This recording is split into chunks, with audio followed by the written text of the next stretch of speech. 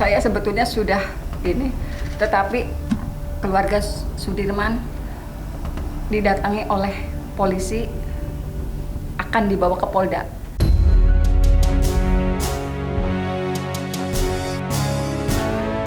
Pas ngobrol itu tentang Sudirman, dia ngasih kabar dia itu kangen dan keluarga harus ketemu. Pas waktu itu saya diminta sama keluarga, dimintain tanda tangan. Nah, saya tidak mau untuk tanda tangan itu. Pada pihak-pihak atau oknum tertentu tersebut itu supaya tidak lagi melanjutkan tindakan-tindakan tersebut.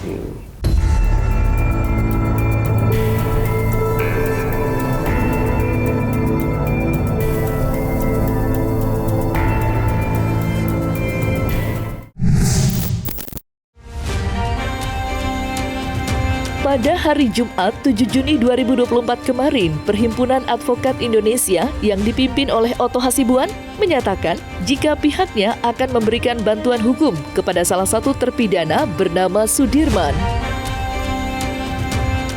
Dalam kasus tewasnya Vina yang terjadi pada tahun 2016 silam, Sudirman merupakan salah satu dari 7 orang tersangka yang divonis hukuman penjara seumur hidup oleh Pengadilan Negeri Cirebon.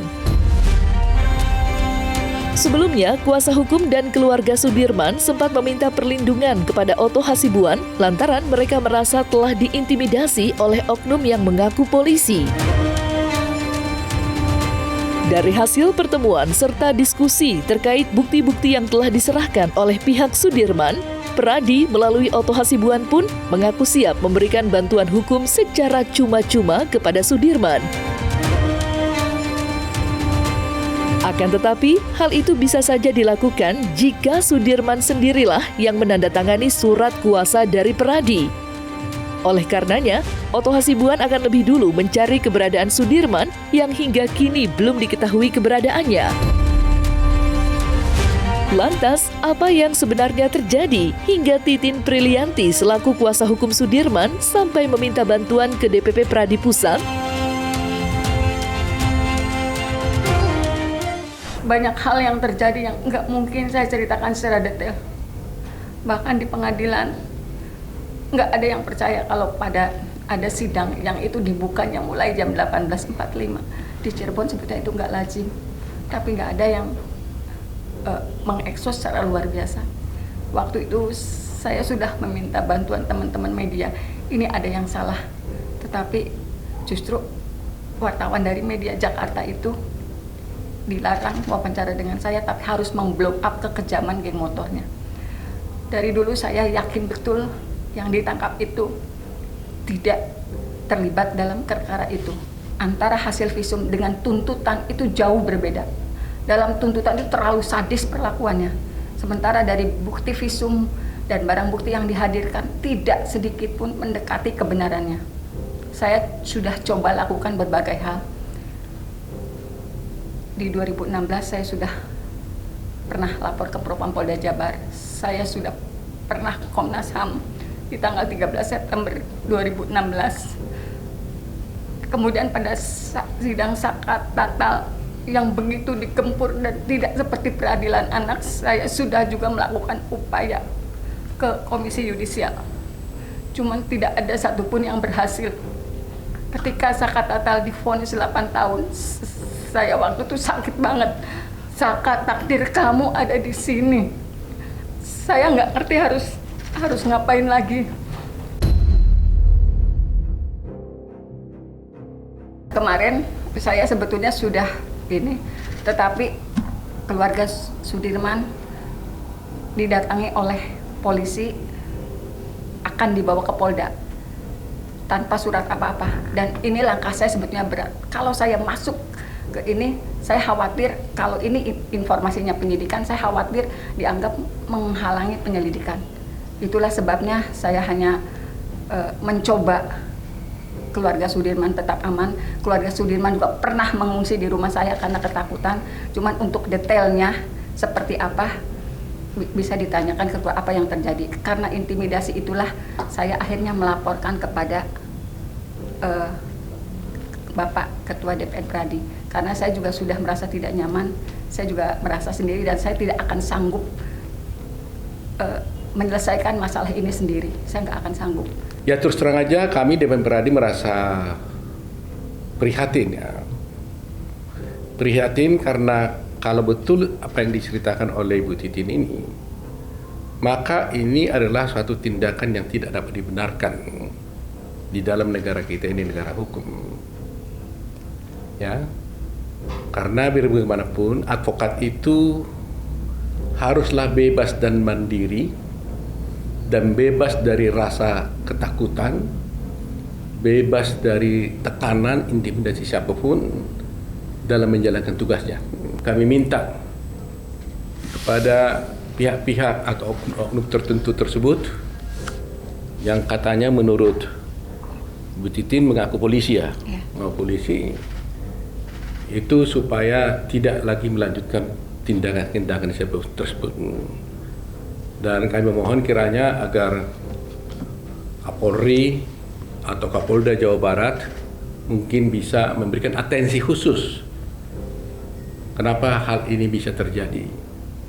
Karena di dalam negara hukum ini, terutama Pak Presiden, Pak Jokowi, sudah menyampaikan dan menaruh perhatian terhadap kasus ini agar diusut secara tuntas. Maka tidak boleh ada tindakan-tindakan seperti itu. Karena Peradi ini adalah memang suatu organisasi yang juga punya PBH, punya pusat bantuan hukum Peradi, yang memberikan bantuan hukum cuma-cuma di mana kami ada di seluruh 160 cabang di seluruh Indonesia. Maka seyogianya kami akan memberikan bantuan hukum cuma-cuma kepada Sudirman. Dengan catatan, yang harus memberikan kuasa itu tentunya adalah harus Sudirman. Tadi kami berbincang-bincang, saya tanya di mana Sudirman sekarang. Mereka mengatakan belum tahu pasti. Ya, saya katakan bukannya dia narapidana, sudah ada dihukum. Kalau narapidana dengan seumur hidup mestinya ada di lapas. Nah, kami nanti akan cek juga apakah dia berada di lapas atau berada di tempat lain. Nah, menurut kami kalau dia berada di tempat lain itu tidak tepat. Pasti ada sesuatu hal yang kurang sesuai dengan hukum.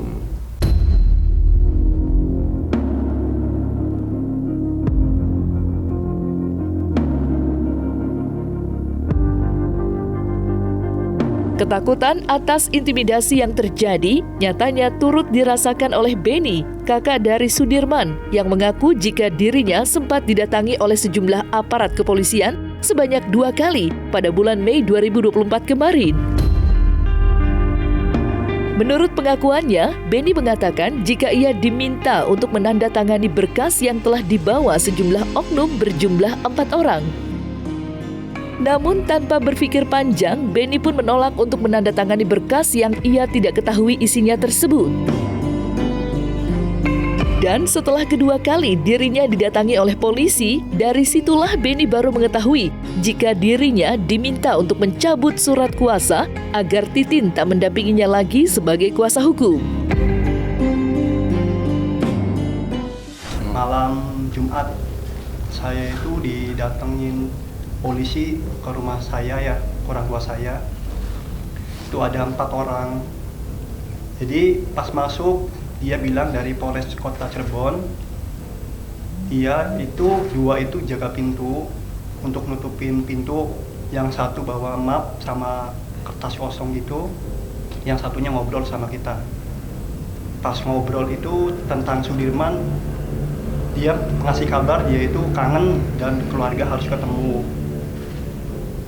Nah, pas waktu itu saya aneh, kok ada Polres kok ngasih tahu seperti itu tanpa ada surat panggilan. Pas waktu itu saya diminta sama keluarga, dimintain tanda tangan. Nah, saya tidak mau untuk tanda tangan itu karena itu tidak jelas untuk apa tanda tangannya. Pas saya udah menolak, polisi itu udah pulang lah.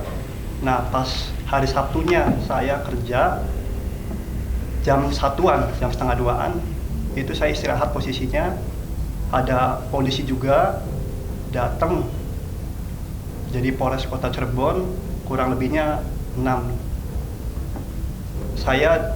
Dia mau ketemu sama saya bilang nggak mau karena saya trauma waktu pas kejadian malam Jumat itu. Pas waktu itu saya nolak, dia maksa buat ketemu. Saya bilang untuk menyampaikan ke atasan saya buat minta pendamping. Pas saya udah bilang kayak gitu, polisi juga mau untuk mendampingi atasan saya. Jadi bertiga itu atasan saya 2 sama saya didampingin cuman sebentar itu. Setelah itu atasan saya disuruh keluar dan di situ saya dikasih tahu sama kayak pas waktu kejadian malam Jumat itu Sudirman mau ketemu dan polisi itu mau bawa saya ke Polda, posisinya Sudirman ada di Polda.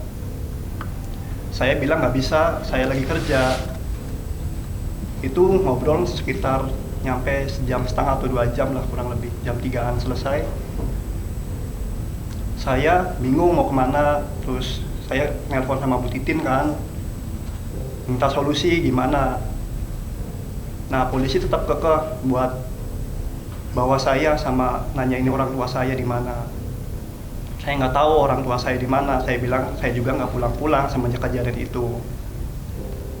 Akhirnya polisi bilang saya nungguin nanti sampai jam 4 setelah kamu pulang kerja. Saya minta izin ke atasan.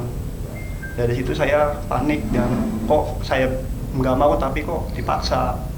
Saya nelpon Bu Titin nyuruh saya untuk udah jangan terlalu diladenin, keluar aja. Saya keluar pun dikejar saya dikejar.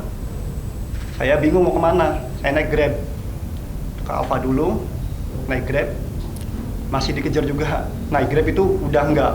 Jadi pas waktu ke Alfa dikejar juga. Ada wartawan ya? Ya, dan untungnya itu ada wartawan dari itu TV One. Itu dari Bu Titin sih. Dari situ saya kabur dari pengejaran itu. Waktu itu bilangnya saya sama keluarga saya harus ketemu sama si Sudirman. Nah, itu bilang mau ada cabut kuasa.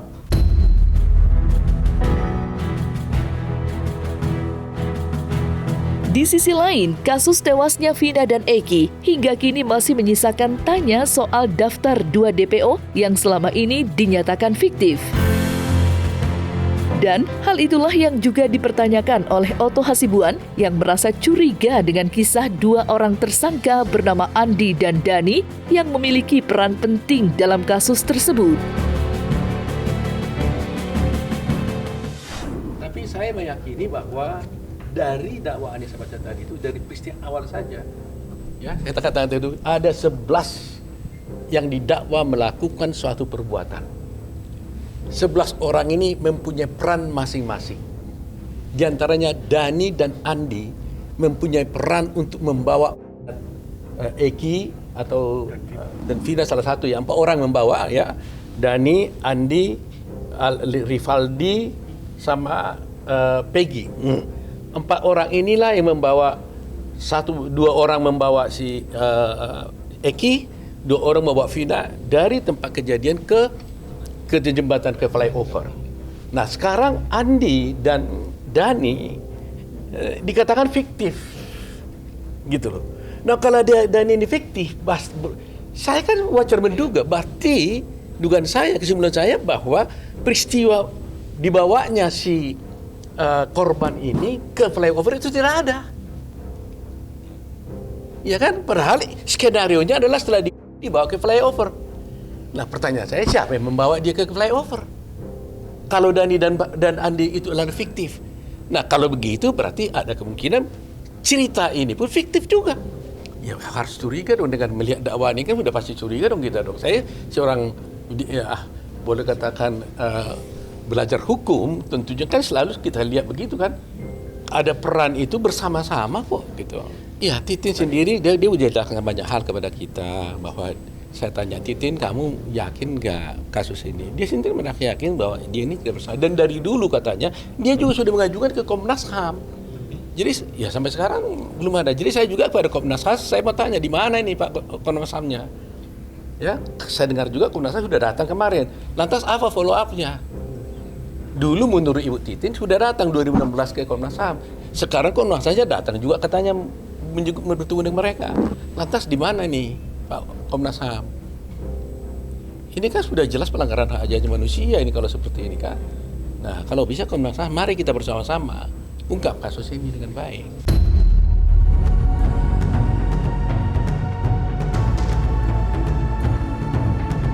Seiring berjalannya waktu, perkara kasus tewasnya Vina dan Eki kini semakin terblow up di media sosial setelah adanya penangkapan 1 dari 3 DPO beratasnamakan Peggy Setiawan alias Peron yang diduga menjadi salah satu tersangka atas aksi keji yang dilakukan pada tahun 2016 itu.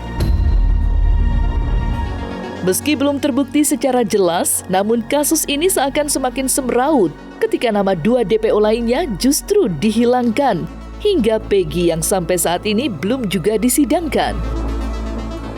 Sontak, hal ini pula yang menjadi perhatian bagi Otto Hasibuan yang mempertanyakan alasan kepolisian belum juga memeriksa Peggy Setiawan alias Peron. Nah, ini kan peristiwa yang sudah lama. Nah, ini harus dilihat. Mau nggak kepolisian memeriksa orang ini ya supaya didampingi para pengacaranya? Kan pasti ada pengacara mereka kan? Saya nggak tahu. Pasti Peggy sudah pengacara, yang lain punya pengacara. Itu harus Peggy ini harus memberikan keterangan didampingi oleh pengacara. Jangan sampai terulang lagi nanti dia sudah diadili nanti dibilang saya dipaksa untuk melakukan itu, membuat berita acara. Ini kan tragedi yang sudah klasik sekali gitu loh. Kami melihat bahwa terjadi simpang siur informasi di Jawa Barat terkait dengan penangkapannya Peggy dan beberapa narasumber yang diminta keterangan, bahkan sepertinya kasus ini ya seperti gasing berputar gitu, tidak ada ujung yang jelas. Maka kami minta kepada Barreskrim Mabes Polri, karena ada juga perhatian dari Presiden Jokowi dan kami juga bagian daripada relawannya beliau, kami meminta supaya Barreskrim menarik kasus ini dan segera melaksanakan gelar perkara khusus. Intinya kami mendatangi Barreskrim saat ini. Yang kita lihat kejanggalan ini antara penangkapan Peggy ya. Penangkapan Peggy ada satu sisi yang menyatakan bahwa itu bukan Peggy aslinya yang DPO. Tapi menurut pendapat dari penyidik dari Polda Jawa Barat bahwa itu adalah Peggy. Namun ada juga DPO yang hilang kan, yang tadinya 3 sekarang tinggal Peggy kan, itu 2 kemana? Nah, ada hal yang aneh yang kami melihat bahwa ini ada kejanggalan. Maka kami minta supaya Barreskrim segera tuntaskan kasus Vina dan ini, karena Barreskrim punya alat untuk mendeteksi kebohongan, siapa yang berbohong dalam hal ini. Itu yang kami inginkan, karena tingkat akhirnya adalah Barreskrim untuk menyelidiki semua kasus ini. Panggil semua pihak-pihak, baik itu dari oknum aparat yang bermain di kasus ini, terus panggil juga saksi-saksi maupun para pelaku yang sudah yang sudah dihukum. Maupun ada pun mantan narapidana yang dihukum 8 tahun yang sudah bebas dengan saka ya. Dengan pernyataan dia menyatakan bahwa dia diintimidasi, ya kan? Ini kan ada simpang siur komunikasi, makanya kita minta supaya Barreskrim Mabes Polri untuk segera ambil alih segera kasus ini.